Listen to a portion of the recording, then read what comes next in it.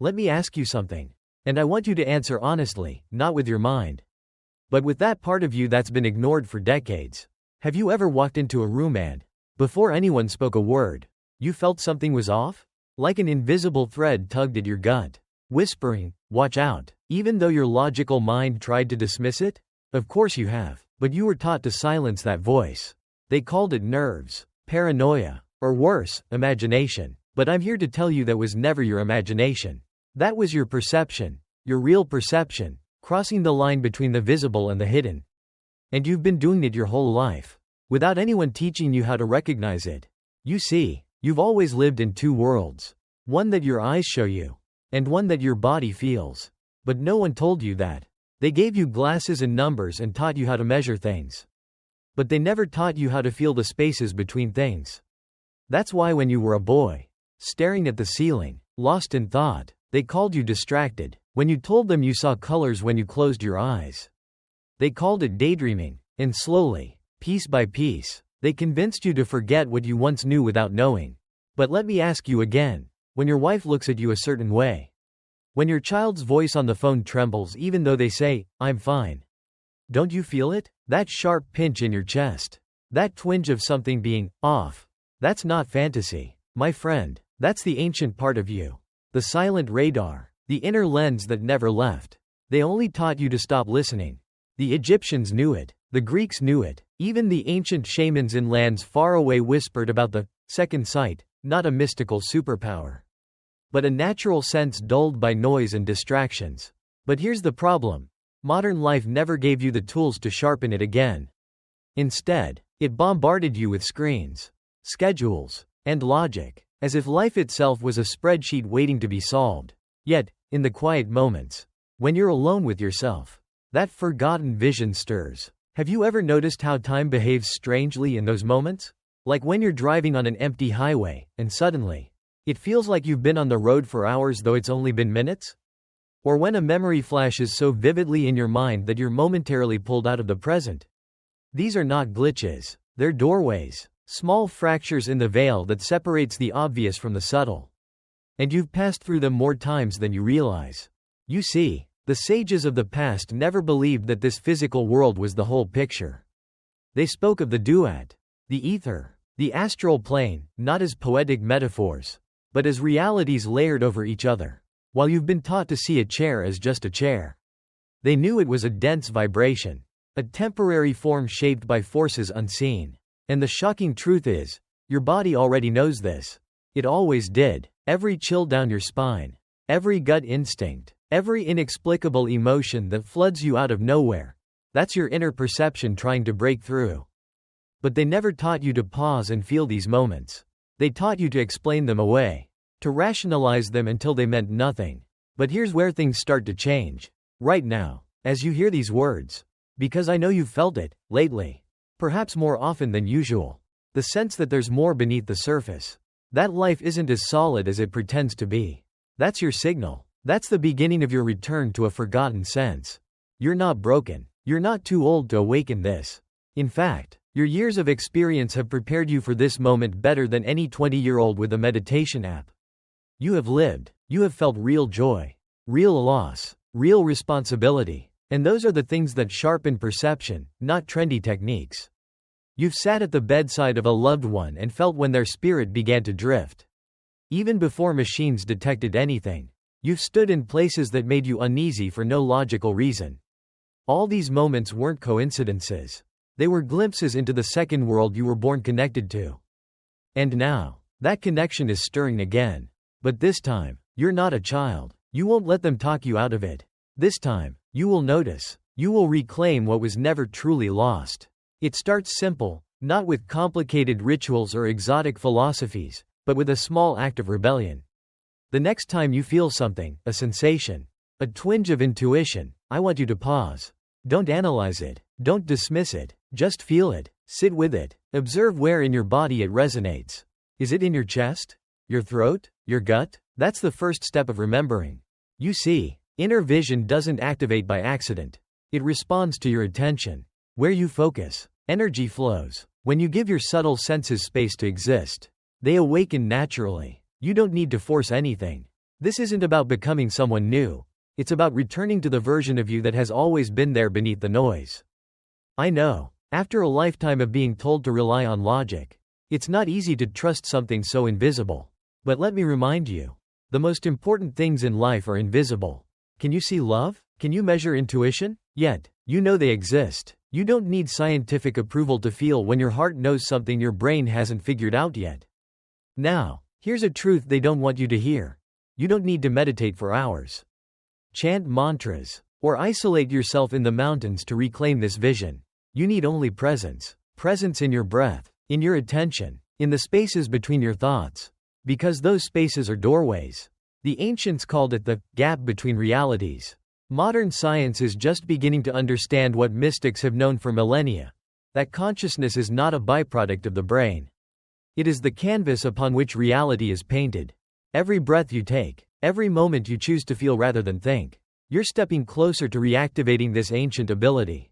And let me tell you, once it clicks, there's no going back. Colors will seem richer. Sounds will carry emotions. You'll walk into a room and instantly sense its vibrational state. People's words will no longer hide their true intentions from you. This isn't magic. This is perception unfiltered. But here's where you need to be careful. With awakening comes responsibility. The world isn't ready for everyone to see beyond the veil. That's why this knowledge has always been passed quietly, from master to initiate. From heart to heart. You're not here by accident. If you're listening, it's because you were meant to remember. But only you can choose whether to cross that threshold or stay in the comfort of what's familiar. Before you move on, I want you to try something simple. Close your eyes, not to escape, but to tune in. Take a slow breath, and as the air enters, imagine it carrying a soft glow, as if you're breathing in light itself. As you exhale, release not just air, but all the noise, the expectations, the doubts, the years of conditioning. Do this a few times, and gently bring your attention to the space between your eyebrows. No effort, no force, just awareness. You might feel a warmth, a tingle, or maybe nothing at all right now. But trust me, something inside is beginning to stir. And as you practice this, not as a chore, but as a return to your true nature, you'll notice changes. Subtle at first, then undeniable. Choices will become clearer. Moments of déjà vu will turn into moments of clarity. You'll sense the unseen currents that move people, places, and situations. And in that moment, you'll understand. You were never blind. Only distracted. You've carried this vision your entire life. You've just forgotten how to open the lens. But now, you're remembering. Now, you're beginning to see, not with your eyes, but with the consciousness behind them. You've probably started to feel it now, a faint sensation that something is waking up inside you. Maybe it's subtle, like a small pulse in the center of your forehead. Or maybe it's more like a quiet knowing that refuses to be silenced anymore. Either way, that's not a coincidence. That's the first sign that your attention is starting to cut through the noise.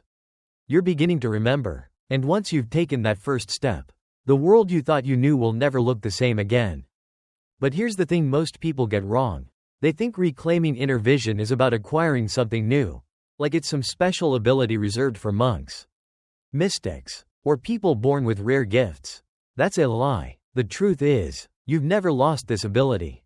It's been quietly waiting, like a forgotten instrument gathering dust in the corner of a room you stopped visiting. The key isn't to force it open, it's to clean the dust, to tune the strings, to realign with what's already part of you. And that's exactly what Thoth knew. He didn't hide his knowledge because he wanted to keep it from you. He hid it because it's not something you can simply know in your head. You have to feel it. You have to be ready to experience it. That's why he wrote in symbols, in metaphors, in vibrations that can't be decoded by logic alone. He was speaking to the part of you that exists beneath words. And now, that part is starting to listen again. Think about this. Have you ever wondered why, when you close your eyes and take a deep breath, you can sometimes feel the entire room around you without seeing it? You can sense the walls, the objects, even the energy of the space. You've done this without realizing it. That's because perception isn't limited to sight.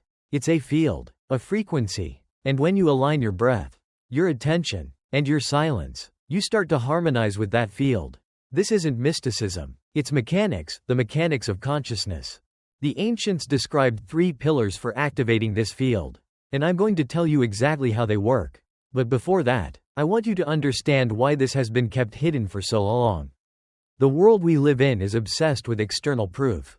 If it can't be seen, measured, or put into a chart, it's dismissed. But inner vision doesn't operate on external approval.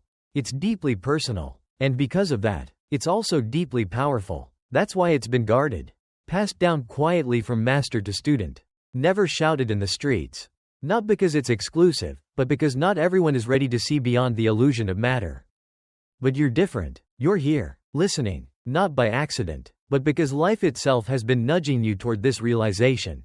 The whispers in your dreams, the chills you can't explain, the subtle shifts in your perception, they've all been guiding you to this moment. And now, it's time to understand the framework that allows this forgotten vision to awaken fully. The first pillar is conscious silence. Now, I'm not talking about the kind of silence that happens when the TV is off or the house is empty. I'm talking about the silence between your thoughts. That tiny gap that appears when you're not reacting, not analyzing, just being. You've experienced it, perhaps while fishing on a quiet lake or sitting on your porch in the early morning when the world is still asleep. In those moments, something changes. You're no longer thinking about the past or worrying about the future. You're simply present, and in that presence, you become receptive. That silence is not empty, it's full of information, full of perception, but you've been taught to fill it with noise. Now, your task is to reclaim it. The second pillar is sacred breathing. Breathing is the most underestimated tool you possess. You've been doing it your whole life. But when was the last time you breathed with awareness? The ancient masters knew that the breath is the bridge between the physical and the subtle. When you breathe consciously, with full presence, your nervous system shifts, your brainwaves reorganize, you become coherent, balanced, aligned. It's not just about oxygen, it's about rhythm. Each breath becomes a wave, tuning you into frequencies that your mind has long forgotten. And here's a truth you need to hear: when your breath slows, your perception deepens, the world outside becomes less important, and the world within starts to reveal itself. The third pillar is directed attention. In a world designed to scatter your focus, learning to concentrate on a single point is revolutionary. Every advertisement, every notification, every piece of technology is fighting for a slice of your attention. But attention is energy. Where you direct it, you amplify. And when you choose to bring your attention inward, especially to the space between your eyebrows, you begin to activate a lens that has been dormant for decades. It's like turning a key in an ancient lock. At first, nothing seems to happen, but if you stay with it, if you persist, something begins to stir. A warmth, a pulse, a vibration. That's the inner vision responding to your call. These three pillars, silence, breath, and attention, are not complicated. They don't require fancy equipment or expensive retreats. They require only you, your willingness to pause, to feel, to direct your inner compass. And when these three align, something profound happens. You begin to pierce the veil. The physical world doesn't disappear, but you start to see the patterns beneath it. You notice the subtle energies that shape interactions, the frequencies that define places, the unspoken truths behind people's words. It's not dramatic like in movies. It's gentle, persistent, undeniable. And this is where the method of Thoth comes in. You see, the ancient initiates didn't just sit in caves meditating for hours. They practiced a precise technique, a sequence of breaths designed to synchronize the body's rhythm with the vibrational patterns of the hidden world. This wasn't just breathing, it was a ritual, a code. And within that code lies the secret of activating inner vision. Imagine this. With every inhale, you're not just drawing in air, you're drawing in light. Not metaphorically, but vibrationally. You're charging your system. And with every exhale, you're releasing not just carbon dioxide, but tension, noise, and all the layers of distraction that have built up over years. This process isn't about visualizing grand visions or chasing mystical experiences. It's about tuning yourself to a frequency where perception naturally expands. The ritual of 7 breaths is not a performance.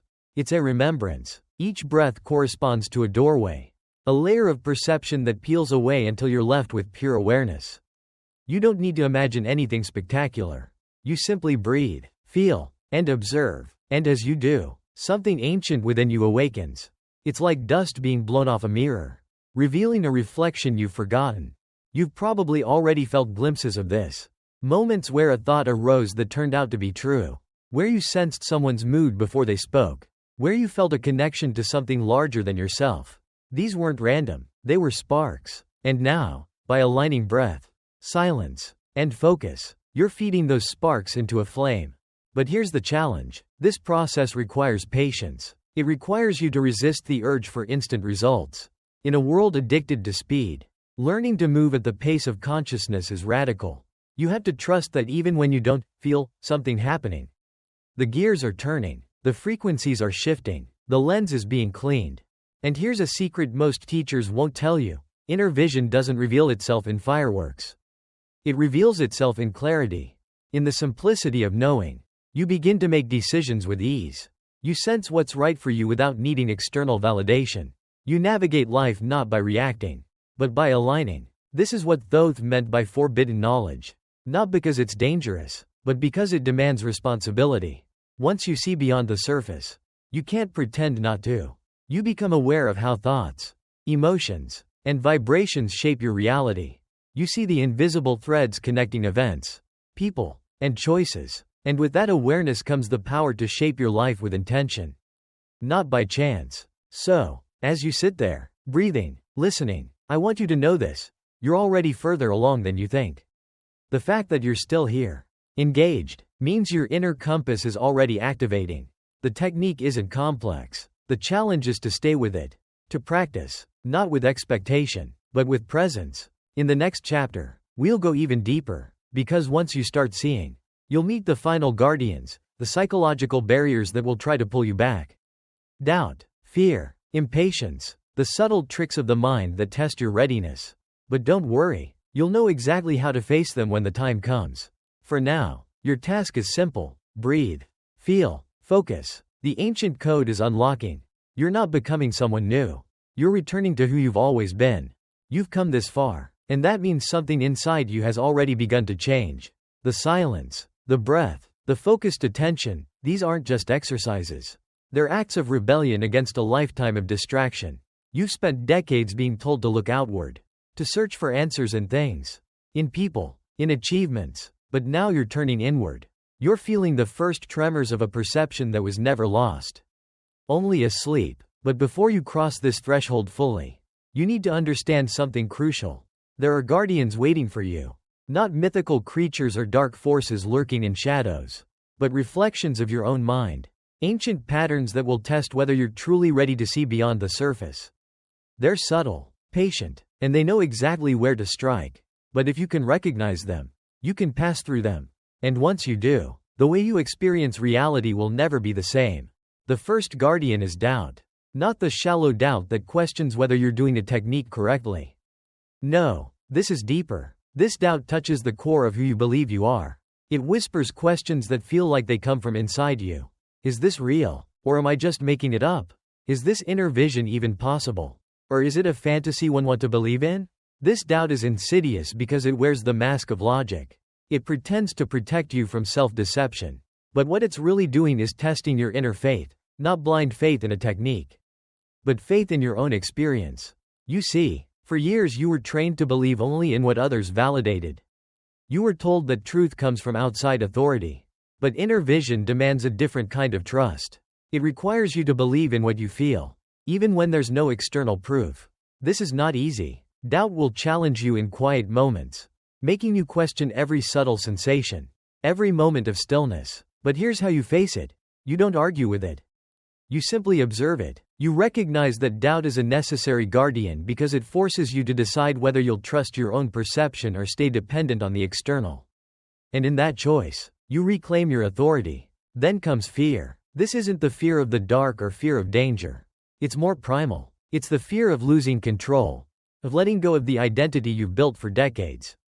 You've lived in a world where certainty is prized, where being in control is a badge of honor. But as you start to pierce the veil, you realize that control is often an illusion. Inner vision isn't something you can dominate, it's something you align with.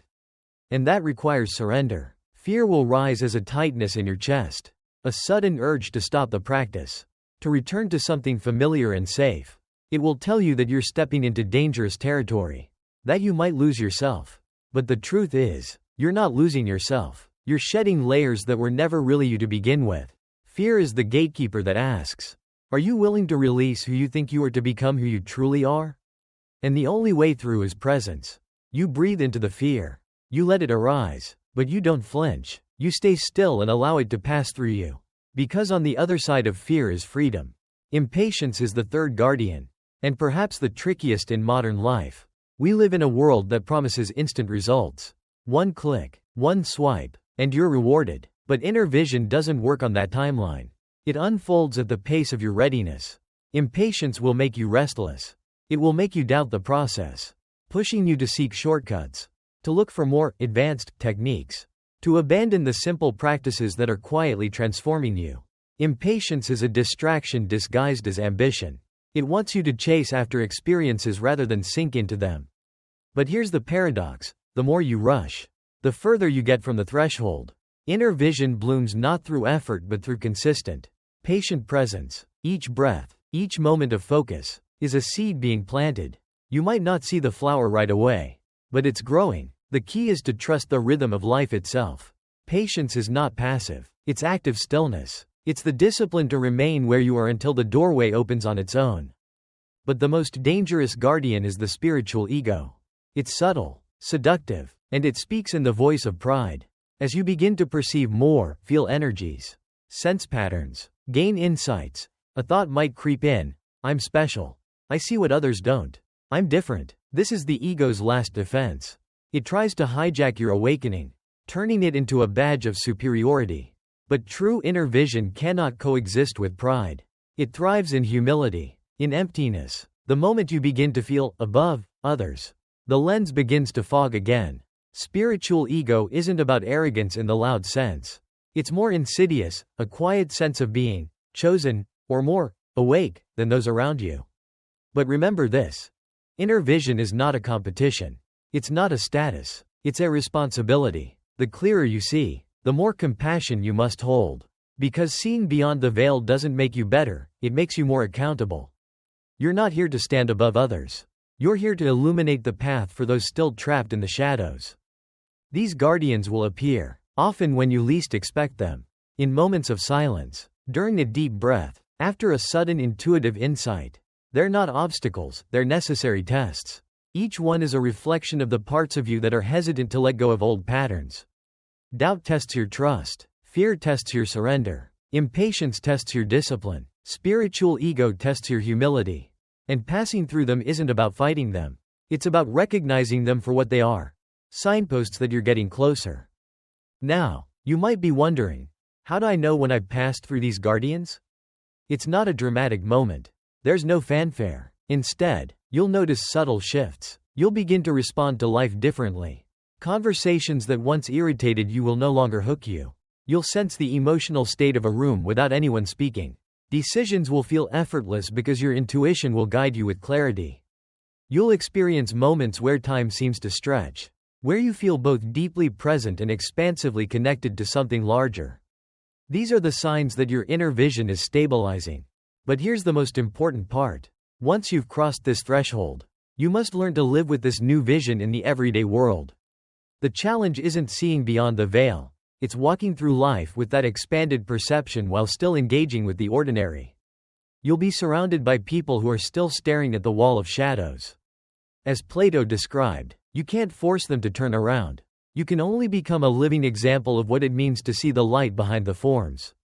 This requires compassion, patience, and a grounded presence. You don't float away into mysticism. You become more real, more present, more human. Living with inner vision means you no longer react blindly. You respond with awareness. You move through life like a tuning fork, subtly adjusting the energy of spaces and interactions. You don't need to announce it. Your very presence begins to ripple out, affecting those around you in ways they might not understand. But they'll feel it. You become a quiet lighthouse in a noisy storm. But be warned, the world will try to pull you back. It will tempt you with distractions, with dramas, with the comfort of old identities. This is why your practice, your breath, your focus, your silence, must become a daily ritual. Not as a chore, but as an act of alignment. Each day, you polish the lens a little more. Each day, you reaffirm your choice to see, to feel, to be present. And now, I'll leave you with this. You've walked a long path to get here. You've carried the weight of responsibility, of expectations, of roles you had to play. But beneath all of that, you've always been more. You've always had this vision. It's not a gift, it's your nature. And now, you're ready to live as the man who sees not just with his eyes, but with the consciousness behind them. The next step is integration. How to move through the world, interact with family, navigate work, while holding this expanded awareness. That's the real art, not escaping the world, but transforming how you live within it. And that, my friend, is where your true journey begins.